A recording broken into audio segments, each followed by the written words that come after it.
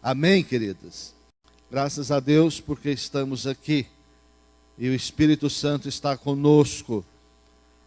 Isso é muito bom mesmo.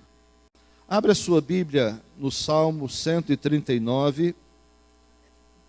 Eu creio que muitos de nós têm um salmo preferido, não tem? Eu tenho muitos salmos que, assim, eu gosto demais, mais do que outros. É claro que eu gosto de toda a palavra de Deus, mas há alguns textos que nos chamam mais atenção, né? Que nos atrai mais, que fala mais conosco. Qual é o seu salmo de preferência? Você tem um salmo que você gosta mais? Alguém tem? Qual, Joselma? O 5, 50? O Salmo 5? Nem me lembro do que ele fala, mas amém. Não é? Quem mais tem um salmo de preferência? Tem um salmo que eu gosto mais. 121. Só? Ninguém mais tem preferência por salmo? Salmo 1. Muito bom mesmo, todos, né? Então, amém. Graças a Deus. E eu gosto de muitos mesmo, são muitos. Mas o que sempre me chama demais atenção é o 139. Esse 139, para mim, ele é maravilhoso, ou mais que maravilhoso até, não é? Ok? Então, Salmo 139. Senhor, tu me sondas e me conheces.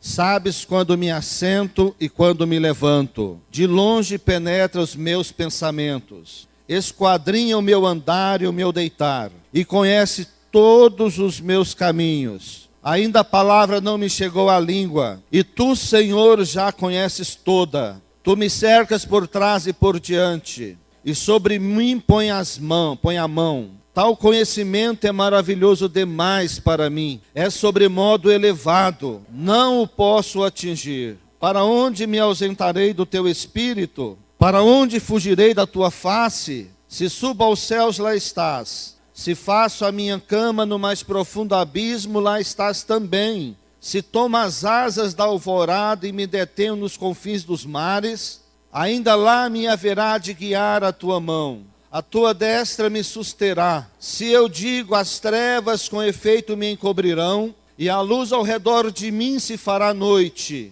Até as próprias trevas não te serão escuras. As trevas e a luz são a mesma coisa, pois tu formaste o meu interior. Tu me teceste no seio de minha mãe. Graças te dou, visto que por modo assombrosamente maravilhoso me formaste. As tuas obras são admiráveis, a minha alma o sabe muito bem. Os meus ossos não te foram encobertos, quando no oculto fui formado e entretecido, como nas profundezas da terra. Os teus olhos me viram a substância ainda informe, e no teu livro foram escritos todos os meus dias, cada um deles escrito e determinado, e nenhum deles havia ainda. Que preciosos para mim, ó Deus, são os teus pensamentos, e como é grande a soma deles. Se os contassem, excedem os grãos de areia. Contaria sem jamais chegar ao fim. Tomar, ó Deus, desses cabo do perverso. Apartai-vos, pois, de mim, homens de sangue. Eles se rebelam insidiosamente contra ti. E como teus inimigos falam malícia, não aborreço eu, Senhor, os que te aborrecem, e não abomino os que contra ti se levantam, aborreço-os com ódio consumado. Para mim são inimigos de fato. Sonda-me, ó Deus, e conhece o meu coração. Prova-me, e conhece os meus pensamentos. Vê se há em mim algum caminho mau, e guia-me pelo caminho eterno. Amém. Glória a Deus. Deixe sua Bíblia aberta aí e vamos orar mais uma vez. Feche os seus olhos, por favor, e a Bíblia fica aberta. Pai, mais uma vez, te damos graças por tua palavra, que é inspiradora, tua palavra que é viva, que é eficaz, que é poderosa. E queremos te pedir, ó Deus, ajuda-nos, Senhor. Espírito Santo, ministra ao nosso coração. Ministra a nós, Espírito Santo. Quero te pedir, Senhor, libere nesta noite palavra de conhecimento, palavra de sabedoria, discernimento de espírito, Senhor. Opera em nós através dos dons espirituais. E encha-nos, ó Deus amado, do teu amor, da tua graça e da tua bondade. Abre os nossos olhos, te pedimos, Senhor, diante da tua palavra, em nome de Jesus. Amém? Glória a Deus. Aleluia. Então, queridos, Salmo 139. Salmo 139 é o salmo de minha preferência na maioria das vezes, embora eu ame toda a palavra de Deus, e há muitos salmos que me chamam a atenção, mas eu sou mesmo muito apaixonado por esse salmo. O ideal é se nós fizéssemos uma meditação, versículo por versículo, bem expositiva mesmo, pudéssemos aqui meditar parte por parte. Não seria nem versículo por versículo, seria talvez frase por frase, expressão por expressão. Então eu te aconselho a ler na sua casa, porque na célula você deve compartilhar essa palavra, e é bom que você vai com o seu coração cheio dela, com revelação, com experiência pessoal sua, para compartilhar e assim edificar os demais. Mas se nós fôssemos fazer essa meditação, esse estudo tão detalhado, é claro que nós precisaríamos de muitas horas para fazer isso, mas queremos aproveitar o máximo dessa palavra, porque ela é tão viva, ela é tão eficaz, ela é tão poderosa, ela é tão maravilhosa, e nós podemos desfrutá-la desta maneira assim, mais em forma de uma síntese então. Amém? Quem está quase morrendo de frio? Tá frio não? A Cíntia fugiu daqui, não foi por causa do frio não? Não? Achei que estava frio. Se não está, tudo bem. Se tiver, dá o grito, a gente pede para aquecer um pouco, tá bom? Ok, queridos. Esse é um dos salmos de Davi. Davi não escreveu todos os salmos. Às vezes nós temos o pensamento de que Davi escreveu todos os salmos da Bíblia, né? Mas não. Mas esse é um dos salmos de Davi. E os salmos de Davi sempre são experiências muito fortes e muito profundas que ele teve com Deus. Na verdade, ele não simplesmente escreveu, ele compôs, porque os salmos dele, além de ser poesias, eram também cânticos que ele fazia ao Senhor. Então ele era um adorador tremendo, e tudo que ele fazia também em forma de cântico. Ou melhor, tudo que ele escrevia em forma de cântico. Possivelmente, Davi escreveu esse salmo depois de uma das duas experiências. Ou foi quando ele pecou com Batseba, cometeu homicídio, e muitas pessoas e famílias foram prejudicadas, e de repente o profeta chega para ele, conta aquela ilustração, e ele fala: esse homem que fez isso tem que morrer. E o profeta diz para ele: esse homem é você, Davi. Esse homem é você. E por causa disso, ele escreveu também o Salmo 51, né? Que é um dos salmos muito fortes também. Ele se arrependeu tremendamente, confessou o seu pecado, foi perdoado, se reergueu, se recompôs. Mas os teólogos acham também que há uma outra possibilidade, que Davi estivesse vivendo nesse período uma outra possibilidade. E essa possibilidade seria a possibilidade de estar sendo perseguido, como ele era rei em Israel, e Israel sempre, desde sempre, sofre então os ataques dos seus inimigos, possivelmente Davi estava também passando por um momento de crise no reino e de muita perseguição.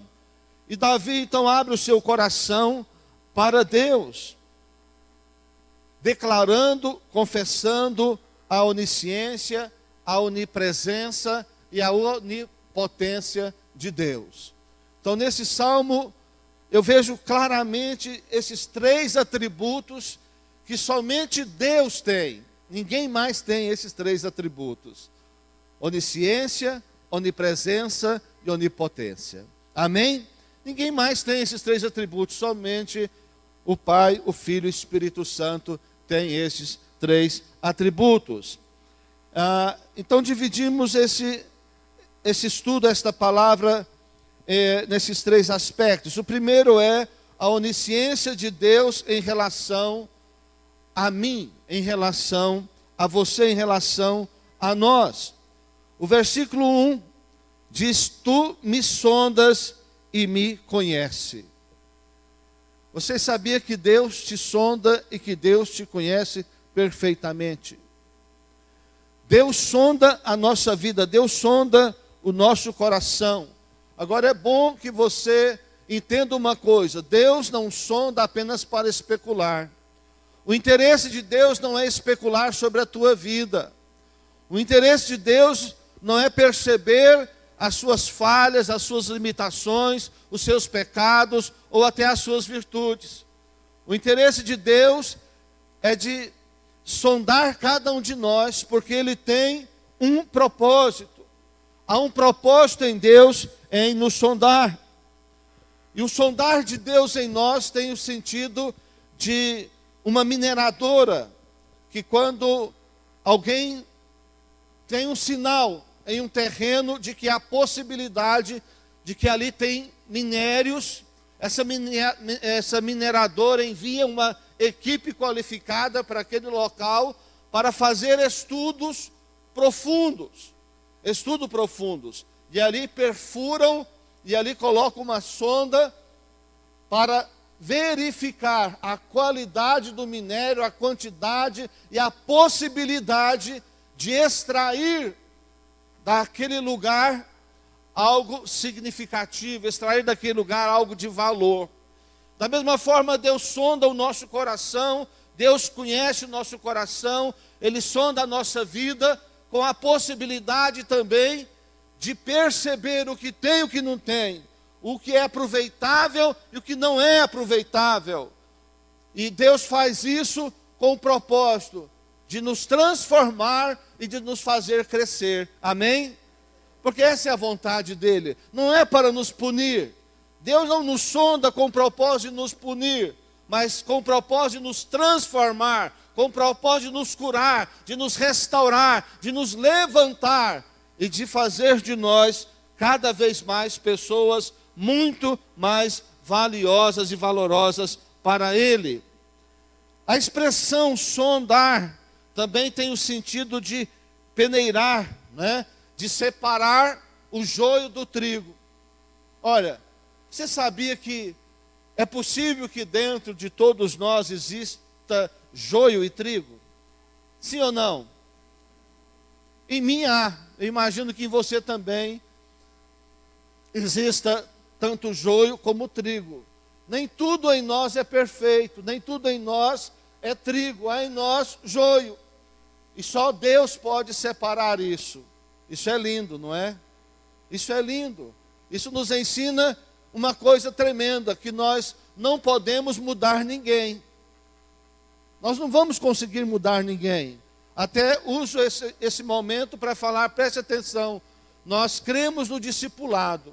Acreditamos no discipulado como um princípio bíblico para fortalecimento da igreja, para o cuidado das pessoas, para o fortalecimento e crescimento das pessoas. Mas preste muita atenção numa coisa: nenhum discipulador é capaz de mudar o discípulo. Entende isso? Discipulador não muda discípulo. Quem muda é Deus. Amém? É Deus. Da mesma forma, marido não muda mulher e mulher não muda marido. Amém, meus irmãos? Só Deus pode mudar. A função do discipulador não é mudar as pessoas, mas é ajudar as pessoas a serem transformadas, a cumprir o propósito de Deus na sua vida, a cuidar, a ajudar as pessoas nas suas dificuldades. Quando fala de dificuldade, não é uma questão só de cesta básica, não. Não é só de suprir necessidades físicas. Não, as dificuldades que temos, até de orar, até de ler a Bíblia, dificuldade de pregar o Evangelho, a dificuldade de ser um instrumento de Deus. Nós temos essas dificuldades. Então a função do discipulador é essa, não é? Porque em nós há joio, em nós há trigo, e é Deus é quem vai nos peneirar. Amém? Lembra que Jesus disse para Pedro que Deus estava e permitiria que o diabo o peneirasse? Lembra dessa expressão? Olha, me ocorreu agora a expressão. Jesus disse que o diabo peneiraria a Pedro. Olha que coisa. Certamente foi o que aconteceu com Paulo também, não é? Quando Paulo disse para Deus tirar dele o espinho da carne, Deus disse para ele: não, a minha graça te basta. Certamente ele estava sendo também peneirado. Então preste muita atenção. Se há uma situação na sua vida muito difícil, você orou e Deus ainda não mudou, pode ser que Deus esteja te peneirando. Amém? Glória a Deus. Quem já morou na roça, ou pelo menos no interior, sabe o que é isso, o que é peneirar, não é? Sabe? É pegar o cereal na rota do vento, jogar para cima e o vento tirar aquilo que não presta e cair na peneira só o que vale a pena. Não é assim? Mas também, né, divino, o pedreiro também peneira a areia, não é? Para refiná-la e joga o cascalho fora. Assim Deus faz conosco também. Então, Deus sabe do que nós precisamos e como deve fazer conosco. Também o sondar nos aponta para quando vai construir um edifício, principalmente em alguma região da cidade. Os técnicos têm que ir ali. Não sei se há engenheiro aqui, algum engenheiro aqui? Nem engenheiro de cana não tem. Não é? Mas você vai entender o que eu estou dizendo. E aí eles vão estudar o terreno. É necessário colher daquela terra para estudar. E às vezes é necessário furar também, fazer buracos e penetrar uma sonda também, para que, preste muita atenção nisso, para descobrir qual o gabarito que aquele terreno permite ou tem.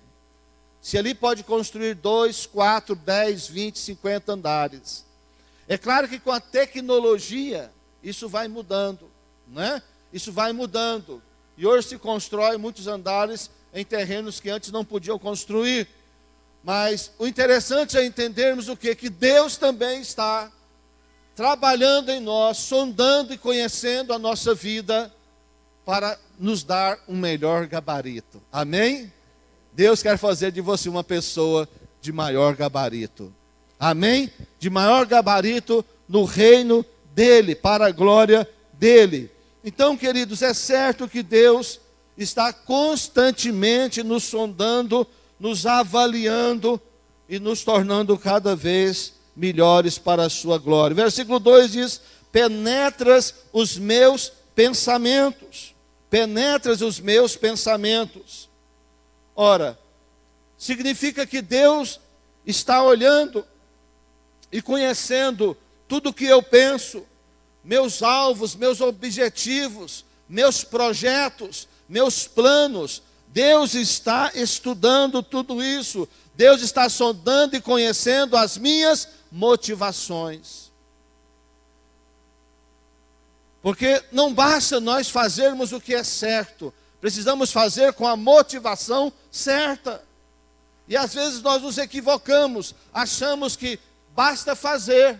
Não basta fazer, temos que fazer com a motivação certa, com a motivação correta. Qual a motivação que nós trabalhamos na obra de Deus? Com qual motivação nós casamos? Com qual motivação nós geramos filhos? Deus sonda tudo isso. E conhece tudo isso. E trabalha isso para perceber a nossa motivação e nos fazer conhecidos delas. Não que Deus não saiba. É claro que Deus já sabe a nossa motivação. Mas Ele quer nos convencer que muitas vezes as nossas motivações, que os nossos planos, que os nossos projetos não estão em linha com a sua vontade. Então, queridos, Ele penetra, Ele entra a qualquer momento, mesmo sem ser convidado. Preste atenção.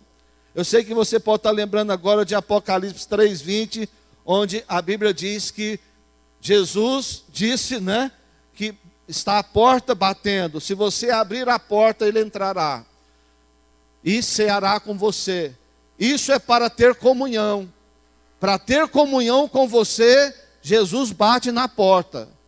Se você quiser, Ele entra. Se você não quiser, Ele não entra. Mas aqui no Salmo é diferente. Ele não bate na porta. Ele é Senhor. Ele é onisciente, Ele é onipresente, Ele é onipotente. Ele entra com a sua permissão ou não. Ele te sonda, você querendo ou não, você aceitando ou não. Ele sabe tudo. Ele sabe tudo. Ele conhece tudo e Ele sonda. Amém, meus irmãos? Glória a Deus mesmo. Versículo 3 diz: esquadrinhas o meu andar. Esse esquadrinhar é o mesmo que cercar ou fechar o cerco.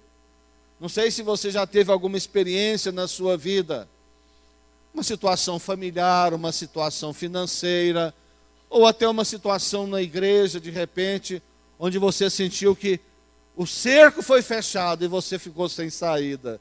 A sua única saída agora era para cima, para Deus. Então esse esquadrinhar de Deus é fechar o cerco para que nós estejamos voltados totalmente para Ele, não é? Ele quer exatamente fazer isso, e Ele faz isso conosco.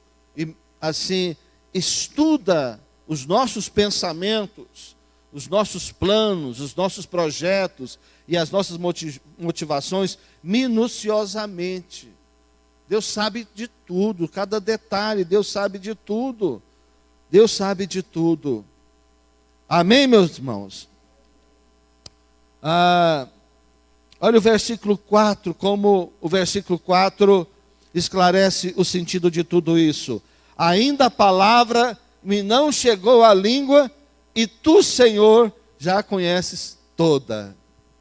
Antes de você falar, Deus já sabia que você falaria. E quando você evita falar e você segura, Deus sabe que você falaria, mas que você conseguiu se conter e não falou. Então não é segredo para Deus. Amém? Não é segredo para Deus, não é? O que você fala ou deixa de falar, não é segredo para Deus. Deus sabe todas estas coisas. Por isso, 1 Coríntios capítulo 6, versículo 12, tem uma expressão muito especial ali, que diz o seguinte: todas as coisas me são lícitas, mas nem todas convêm. Todas as coisas me são lícitas, mas nem todas convêm. Ponto. Continua. Todas as coisas me são lícitas, mas eu não me deixarei dominar por nenhuma delas. Esse versículo parece que está repetindo, mas não. Está falando duas coisas distintas. Primeiro está dizendo: todas as coisas são lícitas para todo mundo. Todas as coisas são lícitas para todo mundo. Cada um faz o que quiser. Vírgula. Mas nem todas convêm àqueles que são filhos de Deus. Mas todas convêm a Deus. Amém, meus irmãos? Aí a outra parte: todas as coisas me são lícitas, a mim pessoalmente. Agora não é a todo mundo, agora é a mim. Todas as coisas me são lícitas a mim pessoalmente, mas eu não me deixarei dominar por nenhuma delas. Amém? Não me deixarei. Aí entra naqueles aspectos, não é? Pode ou não pode? Deve ou não deve? Há muitas coisas, queridas, que são listas, mas que não convém você fazer nem pensar, porque você pode desonrar a Deus, você pode desonrar uma pessoa, você pode entristecer alguém. São listas, mas pode prejudicar a você mesmo. Você mesmo será o prejudicado muitas das vezes. Agora, Deus conhece, e Deus sabe até onde você vai, porque Ele está te sondando. Não tem nada que está oculto ou que fica oculto aos olhos de Deus, não é? Nada, absolutamente nada. Não tem nada que você possa fazer e dizer: Senhor, fique aqui, eu vou ali fazer, depois eu volto e encontro com o Senhor. Não, ou Deus está dentro de você ou não está. A Bíblia diz: se você tem o Espírito de Deus, você é filho de Deus. Então onde você vai, o Espírito de Deus está com você. Se você agora meter a cara, entrar no carnaval, Deus vai com você. Agora, Ele não vai concordar, Ele vai se entristecer, Ele não vai gostar da ideia, e você vai sofrer consequências. Só para explicar, irmãos, por favor, não diga que o pastor falou que Deus gosta do carnaval e vai com você para o carnaval porque Ele aprova o carnaval. Não, é porque Ele habita em você. Agora, se Ele não vai no carnaval com você, é porque Ele não habita em você, então. Entendeu? Há coisas que são listas, mas não te convém. Você toma a decisão, mas receba as consequências também. Assuma as consequências também.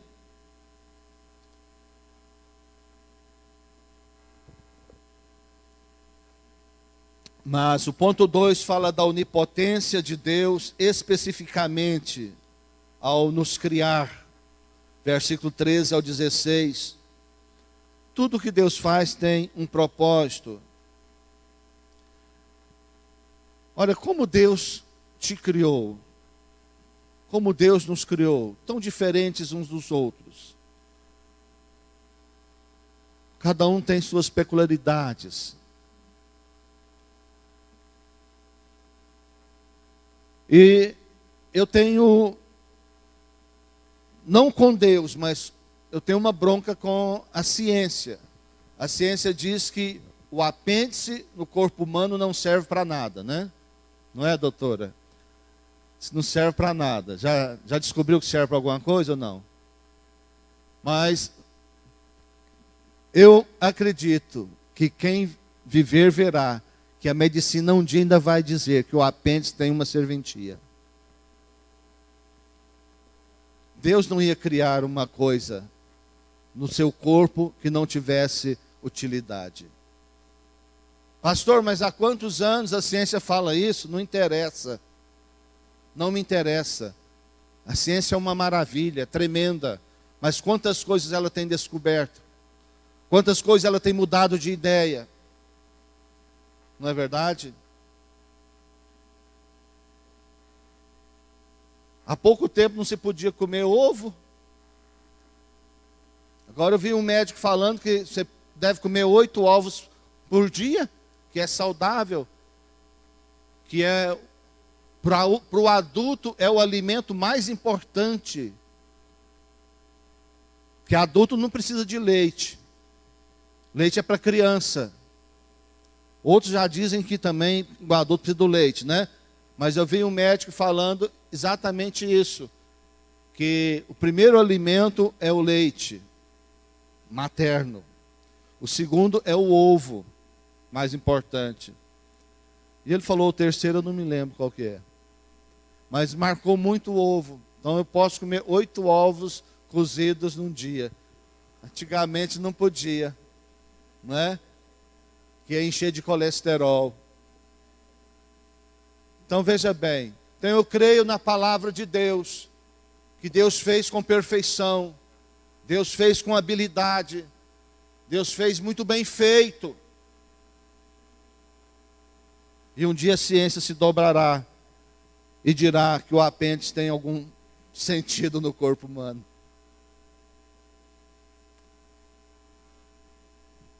Versículo 13.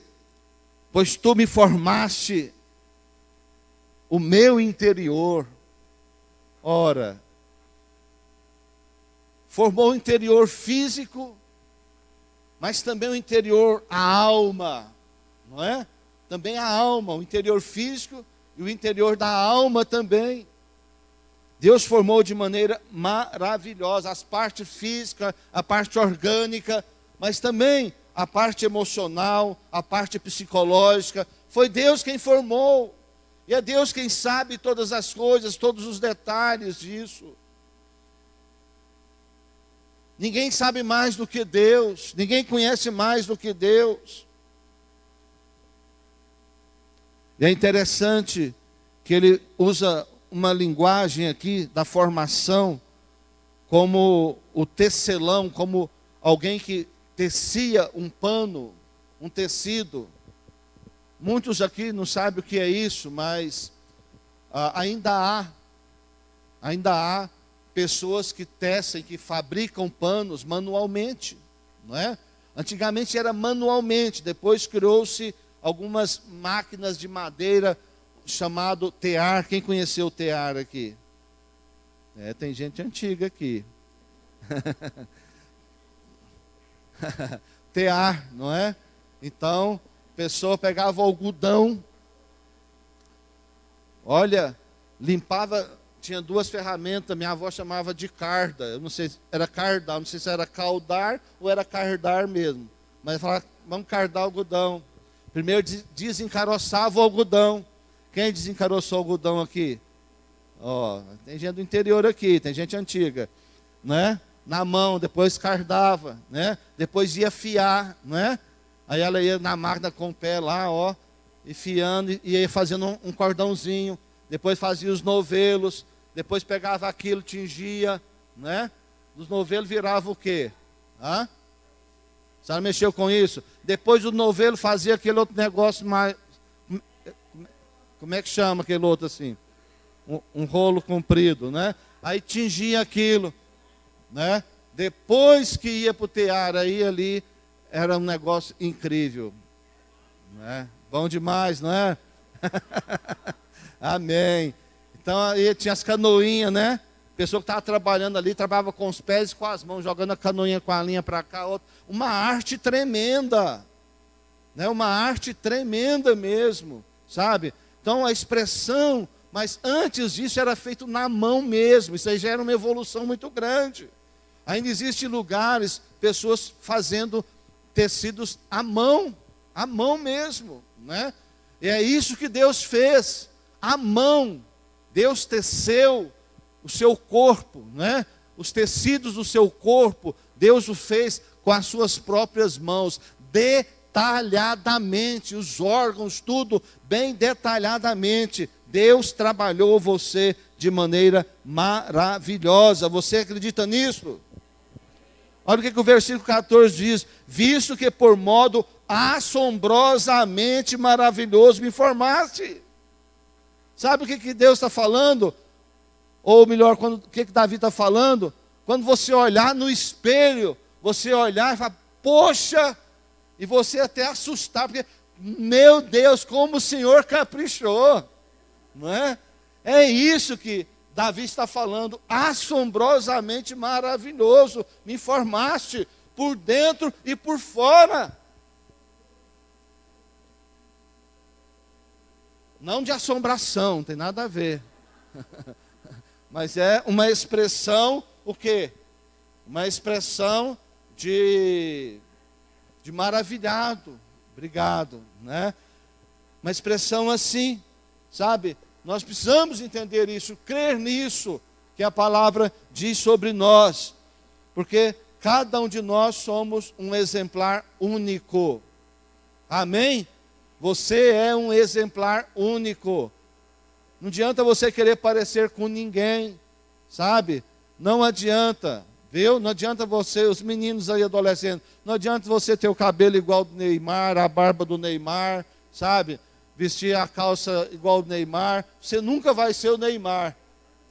Você pode ser melhor que o Neymar em muitas coisas, até no futebol. Mas ele você não vai ser, ele é ele. Né? Ele é ele. Certo? Da mesma forma, as irmãs, não é? Que às vezes imita também alguém. Você nunca vai ser aquela pessoa. Deus te fez exclusivamente você.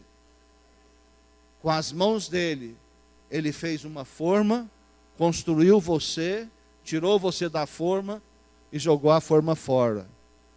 Amém? E cada pessoa detalhadamente. Então você é um exemplar único. Glória a Deus por isso. Amém, graças a Deus. Versículo 15 diz: no oculto fui formado. No oculto fui formado. Uma obra secreta de Deus. Uma obra secreta de Deus. Sabe? Deus não aceitou a opinião de ninguém.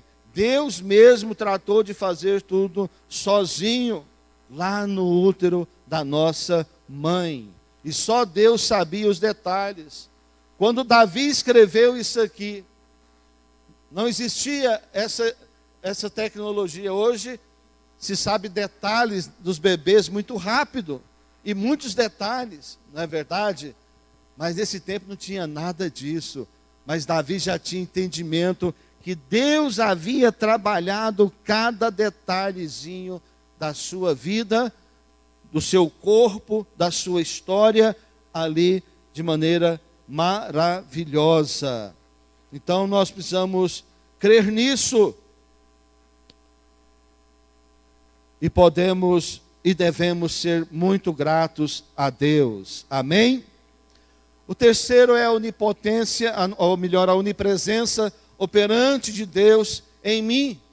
Falamos da onipresença, da onipotência, e agora a onipresença operante de Deus em mim. Deus opera o tempo todo,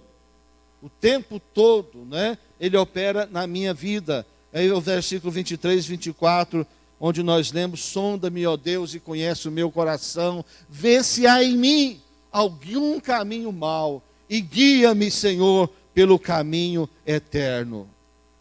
Repito, Deus não faz nada sem propósito.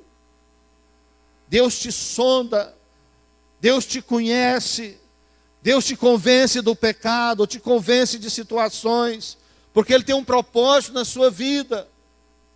Se Ele te faz ficar triste por causa do seu pecado, te leva ao arrependimento por causa do pecado, não é para te maltratar, mas é para te transformar.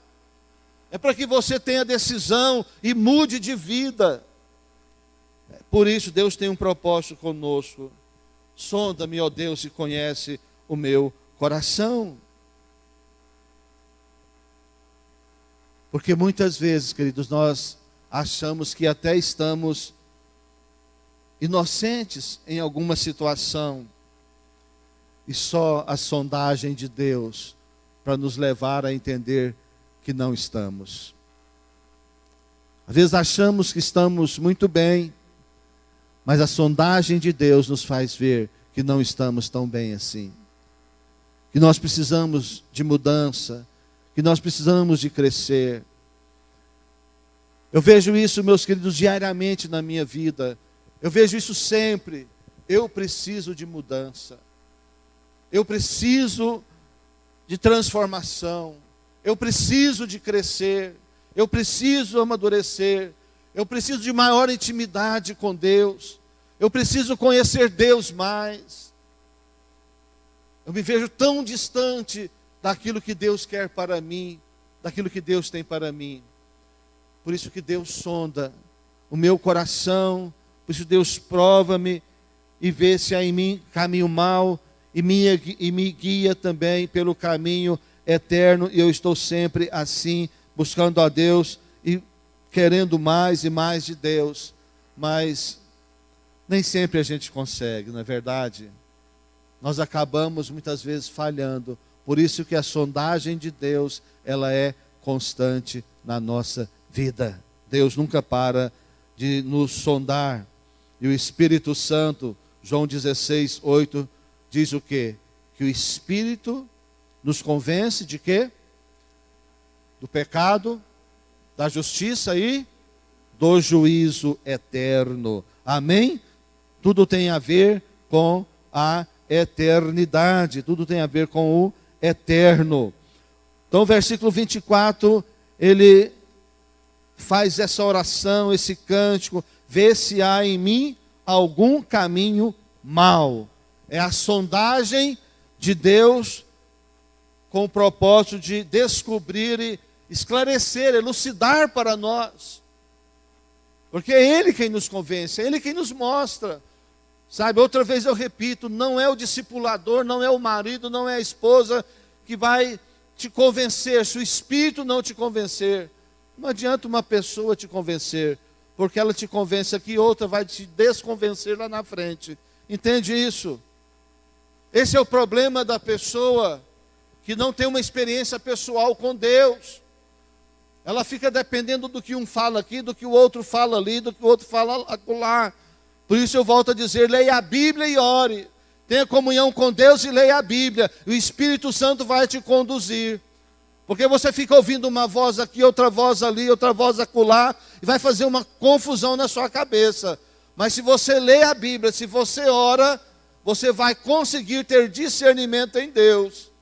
E você vai saber o rumo tomar e as decisões tomar. E não vai ficar feito barata tonta para qual lado. E agora? Porque um grande pregador fala uma coisa, um outro grande pregador fala uma coisa um pouco diferente, porque até às vezes está vivendo contexto diferente, não é? Tem entendimento diferente, tem nível de revelação diferente. Então, não significa que os pregadores vão pregar a mesma coisa, dentro do mesmo assunto. É claro que não. Porque tem defeitos diferentes também. Por isso precisamos ler a Bíblia, amém, irmãos? Leia a Bíblia, ore, tenha seu tempo com Deus, para você jamais ser enganado pelo maligno. Porque um pregador, por mais abençoado que seja, mais bem intencionado, ele é um ser humano, ele é um homem, ou é uma mulher, não é o Espírito Santo. Não tenha nenhum pregador pelo Espírito Santo, por Espírito Santo, não, é ser humano. Então nós aprendemos com todos que pudermos aprender. Eu aprendo tanto com tantos homens de Deus, queridos. Aprendo tanto mesmo. Mas muito. Aprendo demais com o apóstolo Sinomar, que estamos juntos há 38 anos, né? Desde que eu me converti, estou andando, caminhando com ele, trabalhando com ele, lutando com ele, sabe? Para mim é um grande homem de Deus, amo ouvi-lo, mas nem tudo que ele fala cai redondinho no meu coração. Eu preciso de orar, eu preciso de ler, eu preciso estudar. Eu tenho também meu nível de entendimento, de revelação, não é? Gosto demais de ouvir o pastor Aloísio, demais mesmo. Até porque conheci ele tinha 13 anos de idade, né? Então vi o menino crescer e virar o pastor e o homem de Deus que ele é hoje. Mas ele não é o Espírito Santo, não é tudo que ele fala também que encaixa com o entendimento que eu tenho de Deus, sabe, queridos? Não é heresia, não é que estão falando heresias, sabe? Pastor Eibe, sabe, eu admiro demais o pastor Eibe da Igreja da Paz, um homem também de um ministério extraordinário, mas ele também não é o Espírito Santo. Então aprendo com todos eles, aprendo com o apóstolo Omar, com o pastor Aloísio, aprendo com o pastor Eibe. Olha, eu já falei para os irmãos, não tem nenhum problema dizer isso, eu não gosto do estilo do pastor Malafaia, não gosto, não é? Isso não quer dizer que eu tenho um problema com ele, eu não gosto do estilo dele, né? Acho ele muito agressivo, sabe? Eu não gosto desse estilo de pregador, né? Mas aprendo com ele também, queridos. Sabia que eu aprendo com ele? Aprendo com ele. Mas não é o estilo que me atrai, né? Mas tem gente que gosta demais, não é verdade? Certo? Agora, o que eu estou querendo dizer? Não estou aqui falando mal de nenhum desses homens, pelo amor de Deus, me entenda. O que eu quero dizer para você é que você não pode depender de nenhum deles, nem de mim, nem de qualquer outro. Totalmente. Você recebe a palavra, mas você precisa de ler, você precisa ter comunhão com Deus, experiência com Deus. Senão você vai ser conduzido por homens, você vai ser manipulado. E não é isso que nós queremos. Nós queremos uma igreja que as pessoas tenham comunhão com Deus, intimidade com Deus. Por isso o discipulado não é uma manipulação. O discipulador não conduz o discípulo a todas as coisas. O máximo que o discipulador pode fazer, dar alguma orientação, alguns conselhos. Mas não é ele que vai decidir a sua vida. Não é ele que vai decidir o seu casamento. Não é ele que vai decidir o seu trabalho. Não é ele que vai decidir se você no final do ano vai usar cueca amarela ou branca. Não é? Se você vende carro ou compra carro. Não é nada disso. Sabe, precisamos conhecer a Deus e crescer em conhecer a Deus. Então, o salmista termina aqui, vê se há em mim algum caminho mal. Esse mal aí é com U ou com L? Com U, porque está falando de quê? Está falando de maldade, né? Está falando de maldade do ser humano. Vê se há em mim maldade, Senhor. Viu? Dá para entender a diferença? Meu sogro está internado e foi internado ontem na UTI. Ontem ou anteontem? Anteontem, né? O tempo passa tão rápido, a gente perde noção. Ele foi internado mal com L. Né? Está passando mal. Agora, pessoal lá na penitenciária fizeram maldade. Mataram, cortaram, decapitaram, maldade. Com U, não é? Certo? Presta atenção, porque são maus, não é? Porque são maus, com U, certo? Então nós precisamos de prestar atenção nisso. Deus precisa sondar o nosso coração para ver se há algum tipo de maldade nele. Nós somos seres humanos. E às vezes há maldade no nosso coração. E só Deus para nos convencer. Às vezes nós desejamos algo ruim para alguém. Quando acontece algo ruim com alguém, nós achamos bom.